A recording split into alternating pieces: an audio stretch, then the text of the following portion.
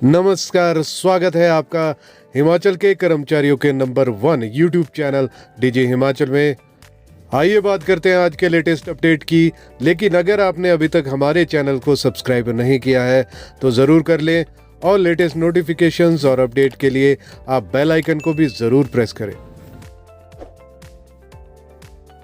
Old pension का draft तैयार, 4 विकल्प रखेगा वित्त विभाग। मुख्यमंत्री सुखविंदर सिंह सुक्खू के वापस लौटने के बाद दी जाएगी प्रेजेंटेशन। पंजाब, राजस्थान और छत्तीसगढ़ फॉर्मूले पर काम। करीब 18 साल बाद हिमाचल में पुरानी पेंशन योजना की बहाली होने जा रही है। कांग्रेस सरकार के निर्देशों पर वित्त विभाग ने ओल्ड पेंशन का ड्राफ्ट तैयार कर लिया है। मुख्यमंत्री सुखविंदर सिंह सुक्खू के वापस लौटने के बाद इस पर प्रेजेंटेशन दी जाएगी। इसके बाद कैबिनेट से ही यह फैसला करवाया जाएगा। इसकी वजह भी वित्त विभाग ने बताई है। राज्य में ओपीएस को लागू करने के लिए वित्त विभाग ने 4 विकल्प तैयार किए हैं। इनमें राजस्थान, छत्तीसगढ़ और पंजाब के फॉर्मेट हैं। साथ ही चौथे विकल्प के रूप में एनपीएस से ओल्ड पेंशन में जाने के बाद पुराने कर्मचारियों के लिए ओल्ड पेंशन में पेंशन की शर्तों में बदलाव करने की जरूरत भी बताई जा रही है। यदि ऐसा करना पड़ा तो ये पेंशन रूल्स में संशोधन का मामला होगा। सबसे पहला विकल्प पंजाब सरकार द्वारा लिए गए फैसले का है, जिसमें ओल्ड पेंशन को लागू करने की अधिसूचना जारी कर दी जाए और स्कीम बाद में बताई जाए। इससे सरकार को इस फैसले में सबसे मुश्किल सवाल का जवाब ढूंढने में समय मिल जाएगा। ये सवाल है कि भारत सरकार के माध्यम से मार्केट में लगे हिमाचल के 7,600 करोड़ रुपए का क्या होगा। इस स्कीम से एक तरफा डिसकंटिन्यू करने पर इस राशि का अधिकतर हिस्सा जब्त हो सकता है। दूसरे विकल्प के तौर पर राजस्थान का ओल्ड पेंशन फॉर्मूला है, जिसमें एनपीएस कंट्रीब्यूशन को एकदम बंद कर जीपीएफ खाता खोलने का प्रावधान है। मुख्यमंत्री सुक्खू इस विकल्प को ही अपनाना चाहते हैं, लेकिन पहले दौर की बातचीत में वित्त विभाग ने इसके जोखिम भी बता दिए हैं। फिर एक विकल्प एक कॉर्पस बनाने का है, जिसमें एनपीएस के कर्मचारियों को पेंशन में ज्यादा लाभ देने के लिए रिटायरमेंट पर अतिरिक्त वित्तीय मदद की जाएगी। इससे अब तक कंट्रीब्यूशन के तौर पर भारत सरकार में गया पैसा भी हाथ से नहीं जाएगा। देश में कुछ राज्य इसी फॉर्मूले पर काम कर रहे हैं।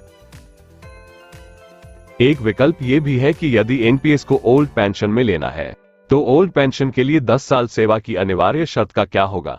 सरकारी सेक्टर में बहुत से कर्मचारी अब ऐसे हैं जो 5 साल से ज्यादा की अनुबंध सेवा के बाद रेगुलर हुए हैं और उनको रेगुलर सर्विस के 10 साल पूरे नहीं मिल रहे हैं। जब कर्मचारियों के लिए राज्य सरकार ओल्ड पेंशन लागू कर देगी तो आईएएस अफसरों का क्या होगा, क्योंकि नए फॉर्मेट में हिमाचल प्रदेश प्रशासनिक सेवा के अधिकारियों को तो ओल्ड पेंशन मिल जाएगी, लेकिन ऑल इंडिया सर्विसेज में नहीं। इन सारे सवालों के जवाब अब मुख्यमंत्री और कैबिनेट के सामने होने वाली प्रेजेंटेशन से मिलेंगे। राज्य में वित्त विभाग के अधिकारियों के साथ बैठक में सुखविंदर सिंह सुक्खू ने निर्देश दिए थे कि एक कट ऑफ डेट बनाकर कंट्रीब्यूशन भारत सरकार को भेजनी बंद कर दी जाए और ओल्ड पेंशन को लागू कर दिया जाए। उन्होंने 2022 से 2027 के बीच रिटायर होने वाले कर्मचारियों की संख्या के आधार पर देनदारी भी कैलकुलेट करने को कहा था। 1632 करोड़ है सालाना एनपीएस कंट्रीब्यूशन। हिमाचल में वर्तमान में 1,18,000 कर्मचारी न्यू पेंशन स्कीम के दायरे में है। इनकी एनपीएस कंट्रीब्यूशन के तौर पर हर साल राज्य सरकार 1632 करोड़ भारत सरकार को दे रही है, जिसे एनएसडीएल मैनेज कर रहा है। इसमें से 14% के हिसाब से 952 करोड़ राज्य सरकार का योगदान है, जबकि 680 करोड़ 10% डिडक्शन के हिसाब से कर्मचारी जमा करते हैं। नए मुख्यमंत्री सुखविंदर सिंह सुक्खू ने वित्त विभाग पर भी प्रेजेंटेशन ली है। करीब 2 घंटे चली इस प्रेजेंटेशन में राज्य की वित्तीय स्थिति का आकलन उन्होंने किया है।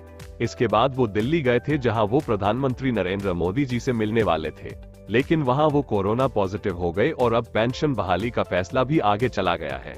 यह फैसला सरकार बनने के 10 दिनों के भीतर तो नहीं हो सका, लेकिन मुख्यमंत्री और उप मुख्यमंत्री इस पर गंभीर है और जल्द इस पर फैसला हो सकता है।